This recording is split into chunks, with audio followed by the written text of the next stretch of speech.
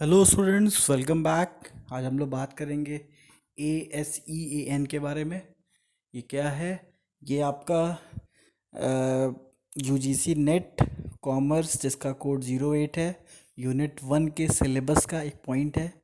ठीक है, तो स्टार्ट करते हैं। ASEAN इसको बोलते क्या है?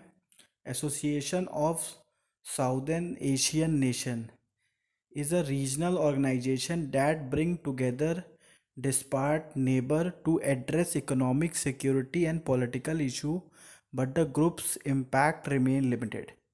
तो ये एक ऐसा ग्रुप बनाया गया है ताकि जो नेशंस हैं, एशियन नेशंस हैं आसपास, वो साथ में मिलके उनका एक अच्छा पॉलिटिकल रिलेशन बन जाए। ठीक है, और एक अच्छी इकोनॉमिक्स डेवलप करें, मतलब उनके बीच में ट्रेड हो सके, प्लस एक अच्छा सिक्योरिटी रहे, मतलब आपस में लड़ाई झगड़ा ना हो। ठीक है, तो उसको मेंटेन करने के लिए ये एक एसोसिएशन बनाया गया है। ठीक है, तो इसको बोलते हैं the association of southern east Asian nation. अब आते हैं आगे। The southern east the association of southern Asian nation is a regional grouping that promotes economic, political and security cooperation among the 10 members. तो 10 मेंबर्स हैं, ये point याद कर लीजिएगा। प्लस कौन कौन सी कंट्रीज मेंबर हैं, ये भी एग्ज़ाम में पूछा जाता है, इसको भी अच्छे से याद कर लीजिएगा। तो कौन कौन सी कंट्री है? Brownie, Cambodia, Indonesia, loss, Malaysia, Myanmar, the Philippines, Singapore, Thailand and Vietnam. तो ये आपकी 10 कंट्रीज़ हैं जो कि the association of southern Asian nation की मेंबर कंट्रीज़ में आती हैं। ठीक है, Asian countries have have to total population of 650 million people and combined gross domestic product of 2.8 trillion. मतलब ये सारी 10 कंट्रीज़ का अगर पॉपुलेशन जोड़ दिया जाए तो 650 मिलियन है, और जो इनकी जीडीपी आती है वो 2.8 ट्रिलियन डॉलर्स की है। The economic has played a central role in the Asian economic integration, signing sixth free trade agreement and other regional economic and helping spreadhead negotiation for what could be the world largest free trade pact। तो ये सारे nation, 10 nation आपस में बहुत सारा इन लोग ने ऐसा मतलब काम किया है जिसकी वजह से इन सबको फ़ायदा हुआ है, जिसमें कि एक 6 ठो इन्होंने फ्री ट्रेड एग्रीमेंट के पेपर्स भी साइन किए हैं ताकि वो आपस में फ्री ट्रेड कर सकें, जिसके थ्रू इनका इकोनॉमी अच्छे से ग्रो कर सके। क्लियर है? तो इनको जो वर्ल्ड का जो लार्जेस्ट पार्ट है ट्रेड का, उसमें भी इनका बहुत अच्छा कंट्रीब्यूशन रहा है इस पर्टिकुलर एसोसिएशन का, जो 10 कंट्री का एसोसिएशन है। नेक्स्ट आते हैं the experts say ASEAN's impact is limited by the lack of strategic vision, warring priorities among member state and weak leadership. तो एक्सपर्ट्स का कहना है कि एशियन भाई कोशिश तो बहुत किया, लेकिन इनका इम्पैक्ट थोड़ा सा लिमिटेड है, क्योंकि इनका विज़न, इनकी स्ट्रैटेजी बहुत अच्छी नहीं रही है। ठीक है, और उसके बाद डाइवर्जिंग प्रायोरिटीज़, इनकी प्रायोरिटीज़ भी सेम नहीं रहने की वजह से ये थोड़ा सा मतलब बहुत अच्छा ग्रो नहीं कर पाया, लेकिन काम भर का ठीक ठाक ग्रो किया हुआ है। The block biggest challenge that say is developing a unified approach to China, particularly in response to Beijing's claim in the South China Sea, which overlaps with the claim of several Asian members।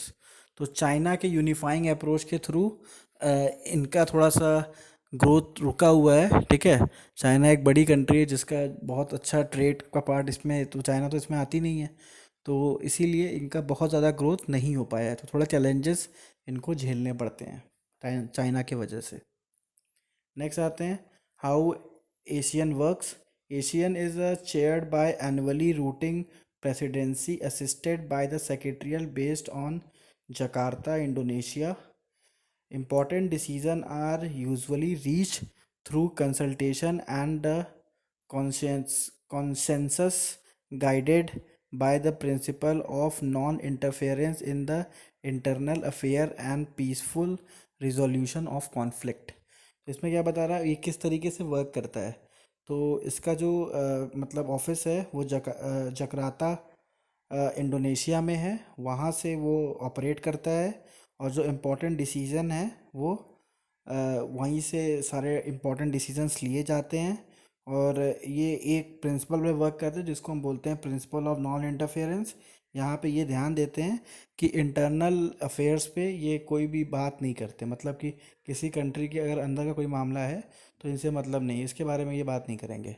हाँ, external चीज़ें तो उसके लिए वो बात करेंगे, internal चीज़ें तो अपने से आप सुलझाइए। ठीक है, ताकि पीसफुल नेशन बना रहे, लड़ाई वड़ाई ना हो आपस में। ठीक है। Some experts see this approach of decision making is a chief drawback for the organization। तो कुछ एक्सपर्ट्स का कहना है कि जो ये इंटरनल चीज़ों में अप्रोच नहीं करते दूसरे नेशन के, मतलब जो मेंबर्स नेशन है, जो 10 मेंबर नेशन है, अगर उनके इंटरनल चीज़ों में अप्रोच नहीं करते, इसीलिए ये जो ऑर्गेनाइजेशन है ये बहुत ज़्यादा ग्रो नहीं कर पाई है। कुछ एक्सपर्ट्स का ऐसा कहना है। Their norms of become their norms of consensus and non-interference have increasingly become outdated, and they have hindered Asian influence on the issues ranging from the dealing with the China and crisis in the particular Asian states, say FRS, Johra, Kul, Lakzik। अब इनका कहना क्या है कि China के वजह से जो बहुत सारे क्राइसिस इस एसोसिएशन को, और प्लस जो इनके जो मेंबर नेशन है उसको बहुत ज़्यादा क्राइसिस इनको झेलना पड़ता है समय समय पे चाइना के वजह से। ठीक है, तो यही एक वजह है जिसके वजह से ये ग्रो नहीं कर पा रहे। पहला तो ये हो गया, जो ये इंटरनल अफेयर्स पे इंटरफेयर नहीं करते, प्लस दूसरा जो चाइना एक वजह बना हुआ है जिसके वजह से ये ऑर्गेनाइजेशन, पर्टिकुलर ऑर्गेनाइजेशन ग्रो नहीं कर पा रहा है। नेक्स्ट आते हैं, our expert by ASEAN has contributed to the regional stability by developing much need norms fostering the neutral environment of the address shared challenges in Asia, talking and relationship building in half of the challenges to solve problem. Mary Hibbert, a senior associate of the South Asian program at the Washington-based Center for Strategic and International Studies, told CFR। तो यहाँ पे क्या बताया जा रहा है कि देखिए, ग्रोथ का तो एक पॉइंट है कि बहुत ज़्यादा जितना इनको ग्रो करना चाहिए था ग्रो नहीं किया है, लेकिन फिर भी एज अ डेवलपिंग नेशन अगर देखा जाए तो ये जितनी भी कंट्रीज़ हैं इन्होंने काम अच्छा किया है साथ में मिल के। ये जो साथ में एक एसोसिएशन बना के जो ये काम कर रहे हैं उसके वजह से इनके में इम्प्रूवमेंट तो आया है। ठीक है, बहुत ज़्यादा ग्रो नहीं किया वो अलग बात है, लेकिन इम्प्रूवमेंट के साइंस इसमें दिखते हैं। तो अगर देखा जाए तो सीधे तौर पे तो ठीक चल रहा है, मतलब अपने हिसाब से ये लोग सही काम कर रहे हैं। कुछ चीज़ें हैं जहाँ पे खामियां हैं। नेक्स्ट आते हैं इकोनॉमिक प्रोग्रेस के बारे में बात करते हैं, क्या इनका इकोनॉमिक प्रोग्रेस कैसा है। The ASEAN has made notable progress towards the economic integration the free trade in the region. तो अच्छा, मतलब इकोनॉमिक प्रोग्रेस रहा है क्योंकि इन लोगों ने आपस में 10 मेंबर कंट्री ने फ्री ट्रेड की पॉलिसी को अपनाया हुआ है, तो आपस में इनका अच्छा ट्रेड हो जाता है। In 1992, members centered at the Asian Free Trade Area with the goal of creating a single market, increasing the intra-Asian trade and investment, and attracting the foreign investment। तो आपस में जो इन्होंने एक 10 कंट्री को मिला के जो एक मार्केट बनाने का एक जो पूरा स्ट्रक्चर बना के रखा है, तो इससे इनको काफ़ी फ़ायदा मिला है। और इन्होंने इसके वजह से और भी फॉरेन इन्वेस्टमेंट्स को अट्रैक्ट किया है, क्योंकि एक 10 कंट्री का मतलब एक अच्छी इकोनॉमी बन जाती है। ठीक है, एक पावरफुल एसोसिएशन बन जाता है।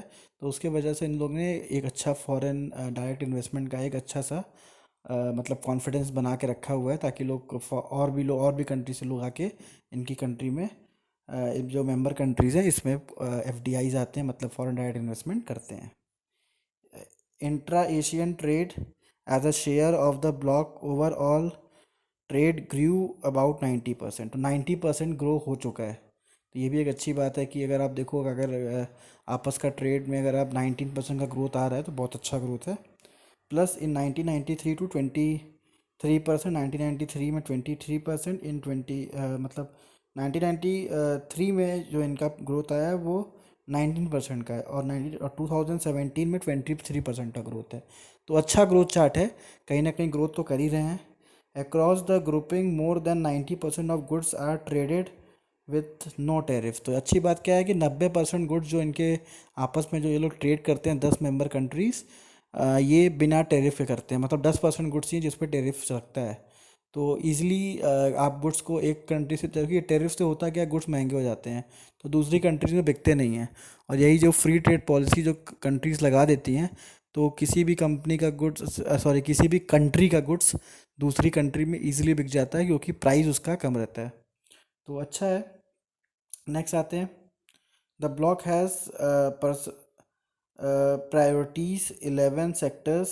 तो 11 सेक्टर्स हैं इनके, इन्होंने प्रायोरिटीज़ पे रखे हुए हैं जिस पे वो ज़्यादा ट्रेड करते हैं। क्या क्या है 11 sectors? Integration including electronics, automotive, rubber based product, textile, apparels, agro based product and tourism. तो इन सब सेक्टर्स पे इनका मेन फोकस है इन 10 कंट्रीज़ का। नेक्स्ट आते हैं। Despite the progress, some of the region's most important industry are not covered by the preferential trade measures.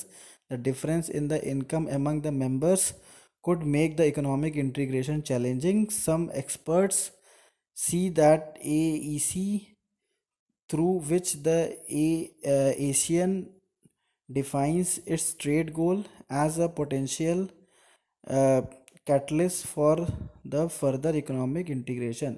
अब इनका कहना क्या है कि कुछ एक्सपर्ट्स का कहना है कि इन्होंने इंडस्ट्रीज़ तो 10 बना के रखी हैं कि हाँ इस पे हम वर्क करेंगे, प्रायोरिटीज़ बना के रखी है, लेकिन इसके अलावा भी बहुत सारे ऐसे इंडस्ट्रीज़ हैं जिस पे इनका कोई भी मतलब ट्रेड नहीं है। ठीक है, तो इसके वजह से थोड़ा सा ये कमज़ोर पड़ जाते हैं। और एक्सपर्ट का ये भी कहना है कि इसी वजह से ये जो ऑर्गेनाइजेशन है, ये जो एसोसिएशन है 10 कंट्री का, इसीलिए ग्रो भी नहीं कर पा रहा है। नेक्स्ट आते हैं। Asian is also the party of 6 free trade agreement with the countries outside of the grouping. मतलब 10 तो अपने हो गए, वहाँ तो फ्री ट्रेड हो रहा है, लेकिन 6 आउटसाइड द कंट्रीज़ हैं, ठीक है, उनके संग भी इन्होंने फ्री ट्रेड करके रखा है। Since 2012, it has been negotiated at the Region Comprehensive Group Partnership, a proposal free trade agreement that would include all the Asian members: Australia, China, India, Japan, New Zealand, and South Korea. South Korea, if approved, RCEP would become the world largest trade bloc by the population and the GDP. However, the negotiations have hit stumbling block, with India saying November 2019 that it will not join. तो इसमें क्या है कि अगर कुछ countries हैं जैसे Australia, China, India, Japan और न्यूजीलैंड और साउथ कोरिया हैं, अगर ये लोग भी एक साथ में मिलके अगर ब्लॉक बना लेते हैं, मतलब ये 10 कंट्री और प्लस ये सब कंट्रीज़, तो ये बहुत ही पावरफुल ब्लॉक बन जाएगा। ठीक है, और एक अच्छा इम्पैक्ट इनका पड़ेगा। लेकिन इसमें ये भी कहा गया है कि इंडिया 2019 में बता दिया है कि वो इस ब्लॉक को ज्वाइन नहीं करेगा। ठीक है, तो अभी तक ये ब्लॉक बन नहीं पाया है, अभी ये अधूरा ही है, लेकिन एशियन ब्लॉक चल रहा है, जैसे था वैसे चल रहा है। थैंक यू स्टूडेंट्स, हमारे चैनल को सब्सक्राइब करिए, प्लस जो भी आपके फ्रेंड नेट की प्रिपरेशन कर रहे हैं उनको शेयर करिए। Thank you.